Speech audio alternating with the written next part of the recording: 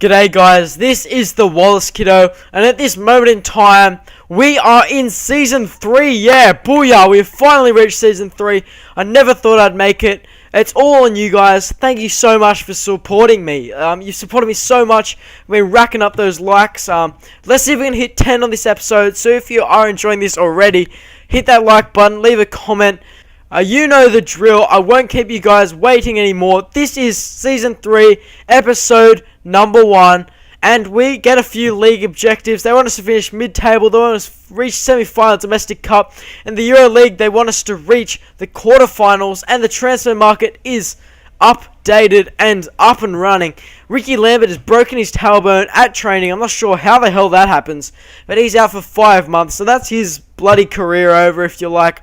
We look at the youth squad and Andre Donati, they've all come of age. You know the drill, we'll be bringing them up in the squad. It's about time we give them a run around the park and really reach that potential that is proven by air. And the first game is against Korea Republic. Yeah, we draw 1-1.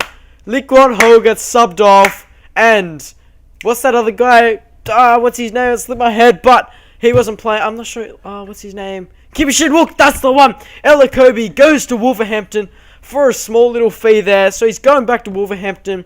They obviously want him because no one else does. A quick look at my short list. Ones from last year, including Sandy Garzola, who has said I would go back to in this series, but I don't think I'll be buying him.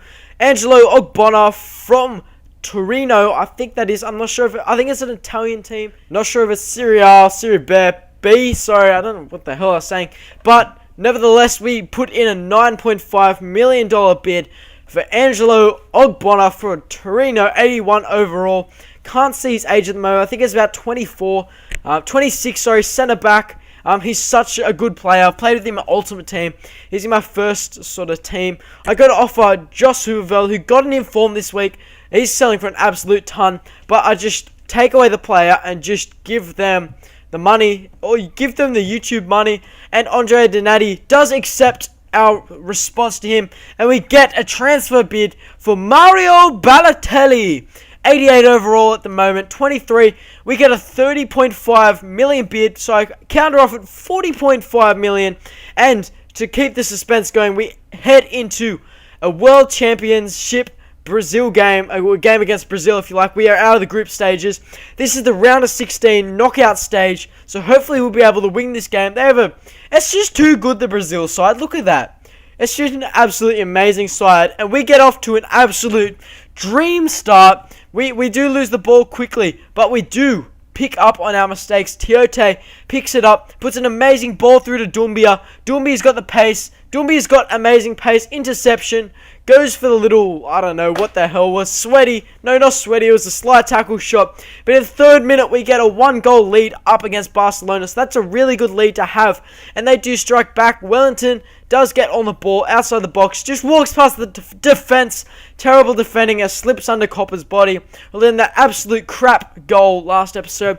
And at the end of 45 minutes, it is 1-1, so we really need to pick up our game if we want to win this. Doumbia is helping us out again. He cuts back. He's done all the hard work, one-on-one, but he just puts it over the bar. Unlucky there. Disappointing, really. We get on the attack again. Doumbia plays through Toure. Toure plays through Ebu. Ebu on the ball. He cuts back inside. Again in the similar situation. He can't finish that. The defense from Brazil is so good at the moment. And the game is not over yet. 90th minute. Javinho running down the left flank. Javinho playing across to Doumbia. Doumbia with the shot. Oh! How do you miss that? That is life-changing. It's not life-changing, but that could put us out of the World Cup. Or the World Championship, as FIFA says. In the end of extra time, 120 minutes gone. We have to play out penalties. And, Brazil are just too good at penalties. Hulk steps up to take the first one. And puts it into the side of the net. I jumped the wrong way. I'm terrible at saving penalties. Or out of, sort of shooting them. But I suck at saving. I always jump the gun. And just, sort of dive one way. And Diego Alves pulls off a magnificent save. Denying Boney in our first penalty. So already we are 1-0 down on penalties. Alexandre Pato stands up to take one. You're not going to stop Alexandre Pato's shot in a penalty shootout. So we're 2-0 down.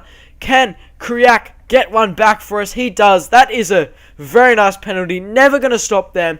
In this game, you pull off some amazing penalties. And talking about amazing penalty takers, Neymar puts it in the left side of the goal. Sorry, I jumped the right way.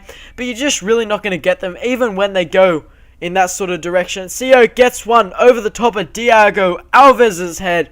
So that's nice. Bringing the game back to 3-2 scoreline. We are currently still down, sitting at 3-2 on the penalties. Lucas from Brazil, well, of course he's from Brazil. We're playing Brazil. Puts the top left corner, giving them an amazing advantage heading into this penalty. Yaya Toure from Man City puts it into the back of the net. A penalty no one's ever going to stop. And this is the penalty that will decide whether we stay in the World Cup or we pack our bags back to the Ivory Coast. Ganso puts it down the middle, and what was I thinking? Why didn't I just stay still? I go to the right, and we are knocked out of the group stages. Not the group stage, the round of 16 of the World Cup. And back to Southampton manager right now. They accept our offer for Balotelli. The suspense is over. So we're selling Balotelli, our best player, our best striker that we've ever had at the club, besides probably Ricky Lambert.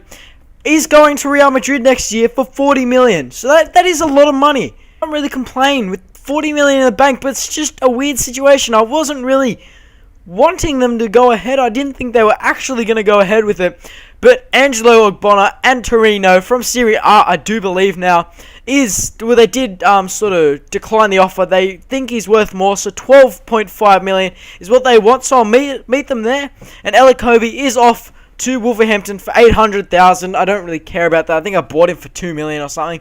So nice little profit there from Wolverhampton. And we enter the contract negotiation stage with Angelo Ogbonna. He turns down our first offer for him, so we bump it up to 50,000. He thinks he's good at the clubs. He probably is, and he'll be good at Southampton, as he probably will accept. And we look at this guy, Nzui Toko. I'm not sure if I pronounced that right. He's from Grasshopper. I'm not sure where the hell in the world or what league that is. But he is a CDM. He will fit nicely into the squad as I change the formation to a 4-5-1, I think. Maybe. Actually, I'm not really sure what he changed it to. But we do put a bid for him. He's really cheap, and he has an amazing potential. He's sitting at around 75 overall, 23 years of age, so he's really good. And we do inquire about Sergio Ramos. It was a bit of far-fetched attempt at trying to seal the deal with him, and as well as Raheem Sterling from Liverpool, and Wojciech Szczesny, I'm not sure if I said that right, from Arsenal. And Liverpool want 3.3 million for Raheem Sterling, so I'll give them that. That's no big deal whatsoever. Arsenal wants 10 million for Wojciech Szczesny. I can't even say that. Real Madrid won't be selling Sergio Ramos anytime soon, and Musa Sissoko will come to the club for 9.5 million. I put that bid in. Toulouse, is that the club he plays for? We'll see what they say. We put in a 10 million bid for Wojciech Szczesny. I'm really confused about that first name. It's just one of those weird names.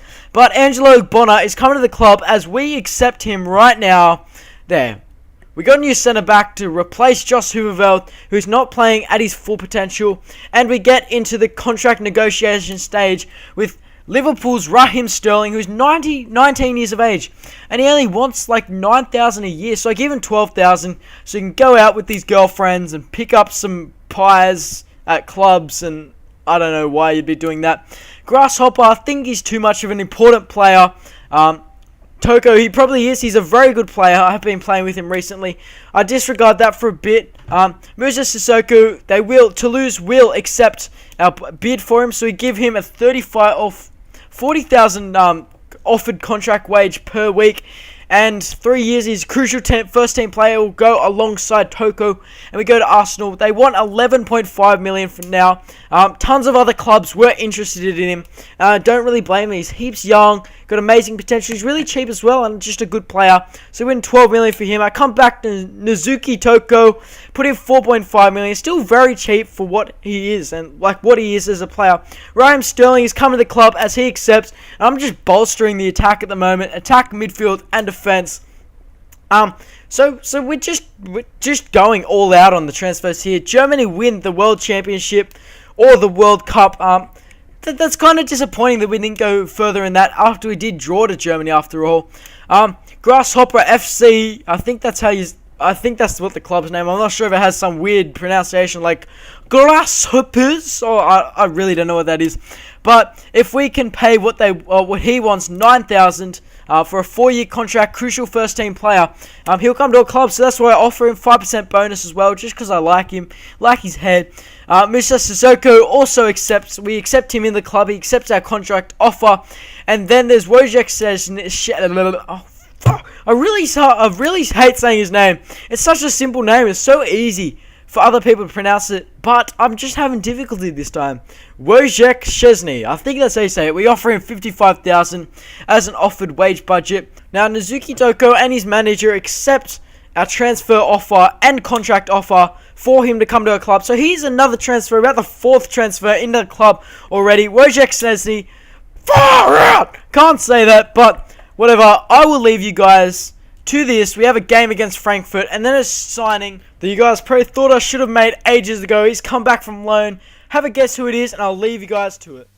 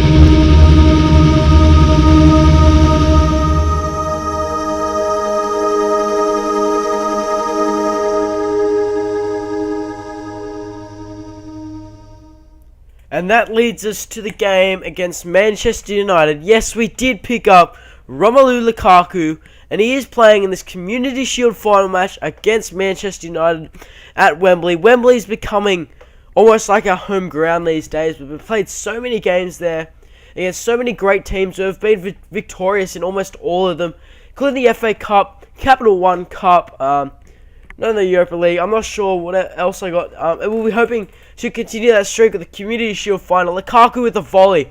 First touch of the game. Almost gets us the 3 points through that goal. Ogbonna now plays up to Sissoko. Toko picks up the ball. Then Lukaku. Lukaku wants to go himself. Prove the Saints fans who he is and why he's such a good addition to the team. That Nathaniel Klein finds Lukaku.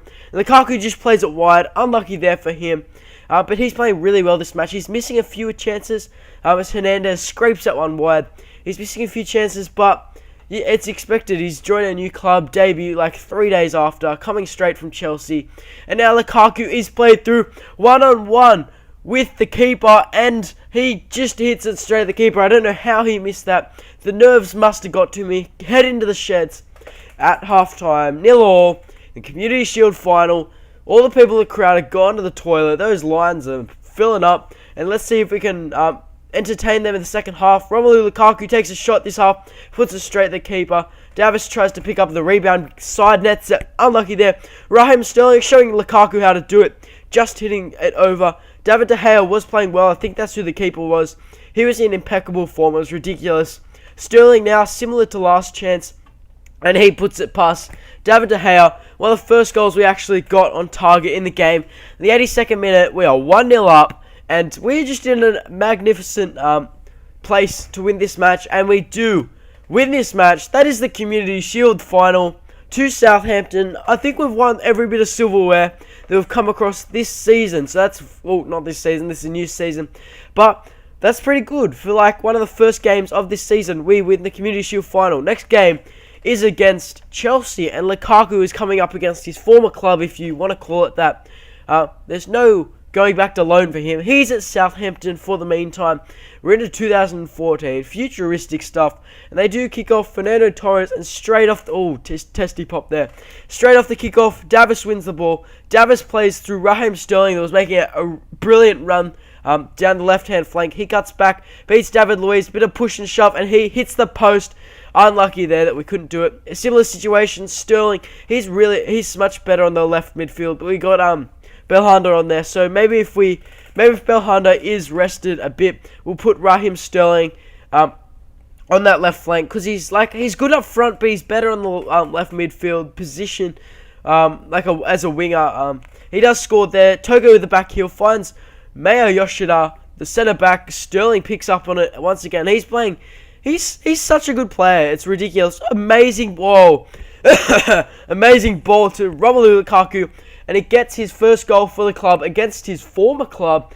I'm having a lot of testy pops today. I don't know what's for. The game does draw 2-2. I don't know why I didn't put in those 2 goals. But Sturridge and Fernando Torres, surprisingly, scored those other 2. So we go out of the game with the 1 point. And to finish off the Southampton team for this season, we go to pick up Stefan Sessegnon from Liverpool. He's very cheap, not so young, but he's 83 overall. And if we do play a 4-5-1 formation, which is one of my favourite formations in the game, we can have Yunus Belhanda and Stefan Sessegnon in those 2 centre attacking midfield positions, with moving Raheem Sterling to the bench, not to the bench, to the right flank, or left flank. So I hope you guys enjoyed Season 3. I'll see you guys in Season 3, Episode 2. This is in Episode 1, so hope you guys enjoyed, and I'll see you guys soon.